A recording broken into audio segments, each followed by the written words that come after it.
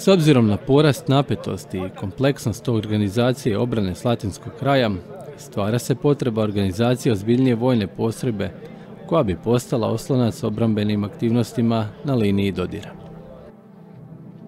Stoga se na temelju odluke Ministarstva obrane od 5. kolovoza 1991. godine pristupa osnivanju 64. bataljuna Zbora Narodne garde Podravska Slatina, koji je broja 798 pripadnika u 5 satnija i ostalim organizacijskim strukturama.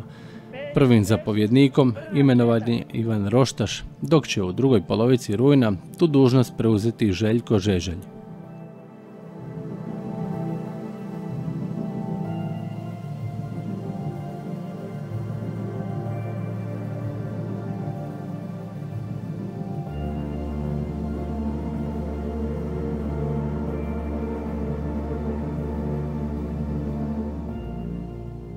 Kao i u ostalim dijelovima Hrvatske, pa tako i u Slatini, pripadnici ZNG-a suočavali su se s manjkom oružja i materijalno-tehničkih sredstava. Do izražaja je dolazila domišljatost hrvatskih branitelja, ali i angažman gospodarskih subjekata na području Slatine, koji su svoje proizvodne napore usmjeravali na vojno opremanje osnovanih borbenih jedinica.